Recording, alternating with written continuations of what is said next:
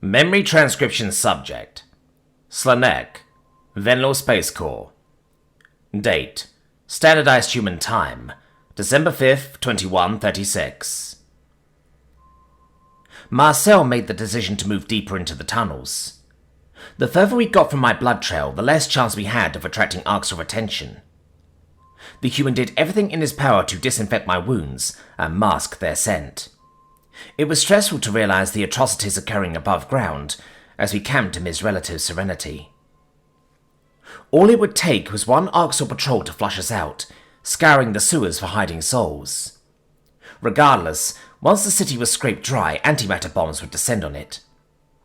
Time was running out with finite certainty. We would be dead one way or another. General Birla seemed to be losing the motivation to carry on. If it wasn't for her cheery son, I think the Tillfish officer might have given up. Marcel fished into his pack, offering Birla a handful of berries. You haven't eaten all day. Let me guess, you don't want predator food? Hey, I want Vin to eat, the Tillfish general offered half-heartedly. Please give my portion to him. Not happening. Vin needs you at your best, huh? Damn it, human. We don't have enough. I forced a confident ear flick. Marcel packed plenty of food for his fat ass. I'm sure we have enough to go around. My fat ass? The human growled. I'm not the one who ate an entire can of Pringles during our board game session. I like salt. That was one time. The fact that it happened once is enough. I huffed in irritation. How could Marcel bring that up at a time like this? The Terran soldier extended his hand to Birla again, and she gazed into his hazel eyes. The insectoid relented to our hunger, snatching them away with a greedy leg. She wolfed them down in a single gulp, cramming them into her mandibles. Vint called up Marcel's arm. Huma, what's a Pringle? It's a salty crisp made from potatoes. You'd like it, kiddo, the vegetarian replied. Can I have one? I don't have any now, but I got gummy worms. Bint and I both gaped at the predator, who blinked in confusion. Why would Marcel be feeding invertebrate animals to Vint? I was confused why a herbivore human was carrying meat at all. Perhaps my friend hit his head harder than I thought. Beyond the obvious moral issues, the cure would cause an allergic reaction within the Tillfish child. He couldn't eat flesh, even if his mother was okay with it. The insectoid general looked on the verge of tears. Please, don't feed him predator food, Soldier Marcel. I'm begging you. What? I got a vegan brand. The Terran pulled a segmented cylinder, which was the color of cerulean blood. He started to pass it to Vind before realization flashed in his pupils. Shit, did you guys think it was an actual worm? It's just fruit juice and sugar. That's shaped to look like an animal, I grumbled. Well, yeah. Marcel hesitated before offering the gummy worm to the Tillfish child. Vint accepted the spongy candy and giggled atop the human's forearm. I knew my best friend tried to be mindful of the predatory qualities, but even he had a difficult time realizing which facets might offend us. I accepted humans for the flesh-eaters they were. It was just jarring when my body reflected that cultural schism. It's clear my human was obsessed with bringing candy for the kids. I'm sure he was stressed enough making sure it was all edible. My buddy rose to his feet and beckoned for us to continue our trek. I hopped onto his back, unable to walk off my own volition. Dino was dutiful, sniffing the ground ahead of us. Birla guarded the rear flank, ensuring that nothing snuck up from behind. The Tillfish general and the human had grown more comfortable around each other. Unfortunately, in the insectoid's case, weariness might have played a role. I kept my eyes peeled and tried to stay alert. The tunnel split off in various directions. Marcel was charting an arbitrary course. The predator plodded along with determination, as much to avoid Billa's defeatism as anything. It floored me how he continued to radio the UN, despite an absence of responses. No answer was an answer of itself. We reached another fork in the sewers, prompting a decision. My ears picked up on growling from our left. Judging by Marcel stowing Vint in his duffel, he heard it too. The human peeked around the wall, rather than running away as wisdom encouraged. I suppose he wanted to see if the Arxor spotted us, and determine the possibility of us being tracked. God, Slanek, those poor people, my friend murmured. I followed his piercing stare, and spotted a grey silhouette in the distance. It was crouched over a tillfish corpse, chowing away. Other Arxor rushed around the cages, trapping insectoids inside. The faint cries were almost inaudible over bullet pops, but they were the unmistakable registers of children. Pity etched itself onto Marcel's scarred face. I can't go on, but billions of my people dead. Birla collapsed against a wall, buzzing hysterically. She stuffed a leg into her mouth to muffle the noise. My home. Everyone has abandoned us, and my son and I are trapped here. Children that humans have left to die, taken as cattle. Marcel hesitated before removing me from his back. He crouched next to the tillfish general and wrapped an arm around her thorax. The human was gentle, pulling her head against his chest.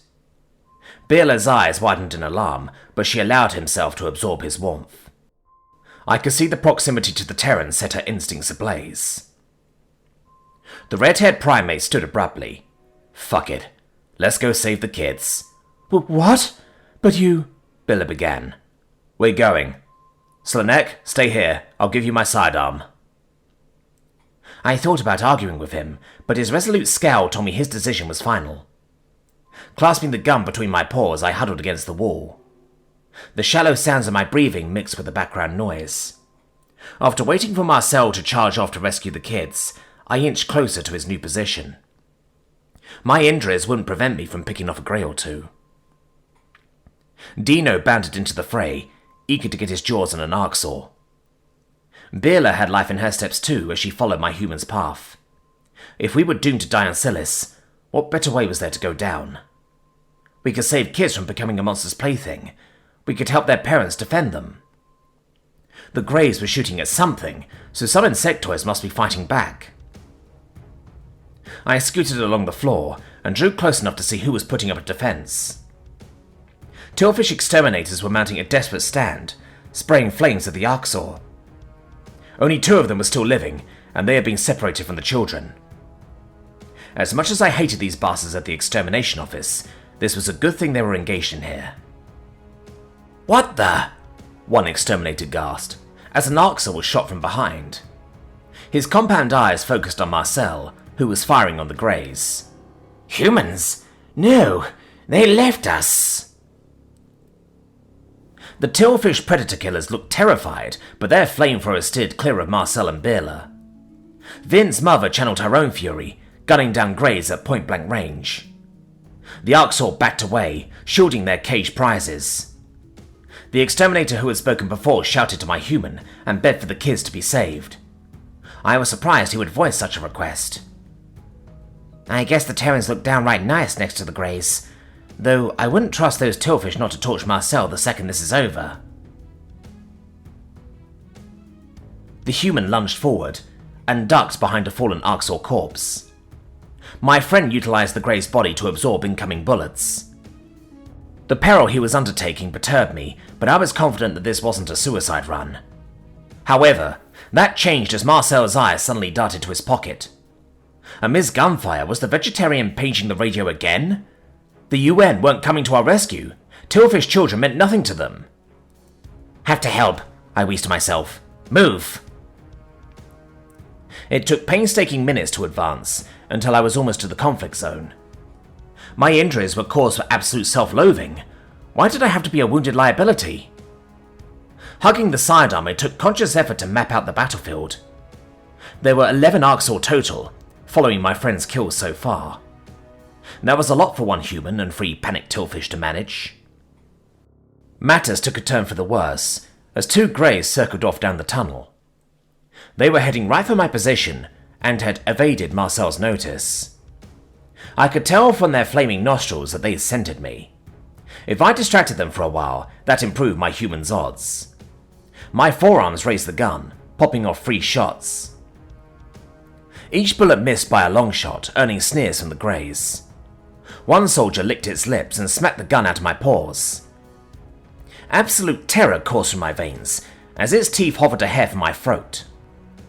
I was all too aware of my vulnerability, and my instincts were a suffocating fog.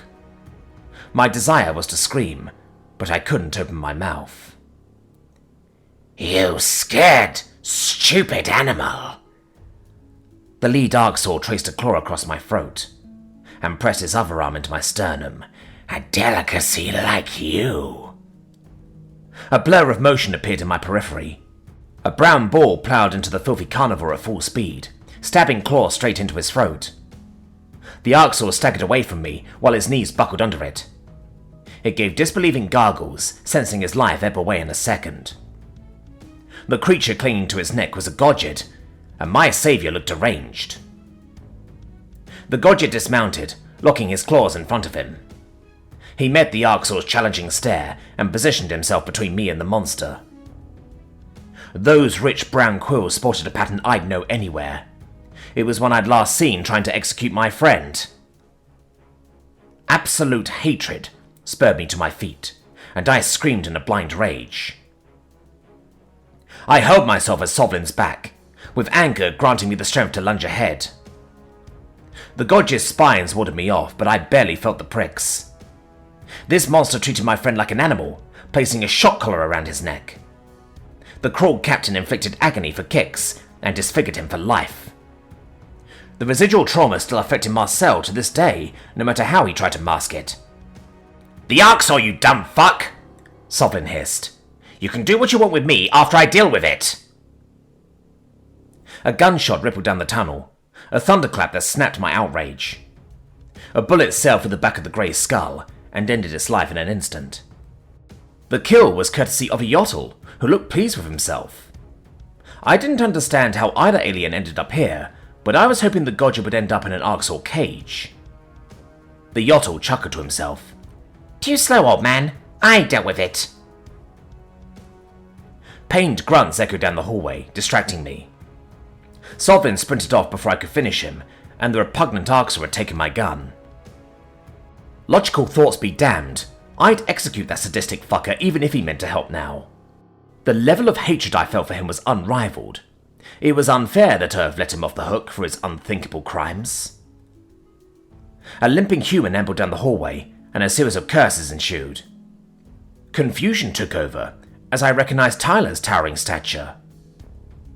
The blonde Terran was taking ginger steps, while his teeth were gritted in pain. I had spoken to Marcel's friend over messaging services after the Battle of Earth. Both of us shipped out of the system days later, and I hadn't heard from him since then. "Why the hell is he here? Tyler was assigned to a ship. Did he crash?" I wondered. "More importantly, why the fuck is he with Sovlin?" "Hey, Slanek!" the massive human grunted. "You rang?" I towered at the lumbering predator. "What the fuck? What the fuck?" "I can explain. First off, I want you to know that I did kick his ass. Secondly, Captain Monahan personally requested me for my alien expertise, then placed Sovlin under my command. So really, it's her fault." "I thought you were Marcel's friend. Why would you bring that fucking monster anywhere near him?" "Because he was the best man for the job," the Yotl chimed in. "Sovlin's an arrogant prick, but we wouldn't have gotten to you without him." "Who the fuck are you?" "Unzo. Thanks for asking." Tyler steadied his gun and limped a few steps closer. I picked Marcel's sidearm up from the sewer water, not wanting to be unarmed. My human had gunned down several greys while utilizing his unconventional cover. The corpse shield helped him to press ahead. He was unwilling to let the Arxor captors get away.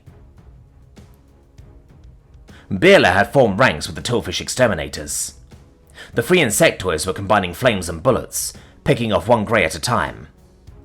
2 enemy survivors with the cages were retreating, and that forced my human to shed his corpse shield. Marcel needed to advance more quickly. That meant throwing caution aside. Sovlin rushed up behind him and strained to catch the longer-limbed predator. The Godj's cheeks were puffed out with exertion, but he wasn't slowing down. Was that monster trying to kill Marcel, this long after our escape from his ship? I didn't understand why Tyler violated our trust by bringing that spiky freak. A true friend would have done us a solid and executed Sovlin. Could have just slipped him some meat, allergic reaction, and it's done. That omnivore cure might be good for something. Marcel, get down! The Godjid roared. The human slowed for a second, and that gave Sovlin enough time to tackle him from behind. I realized that the Arcs had set up a sentry turret.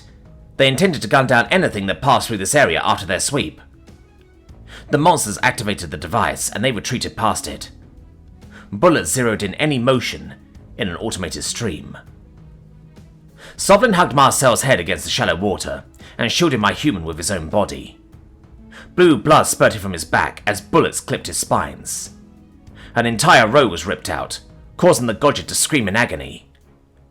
Despite the pain, he never wavered from his spot.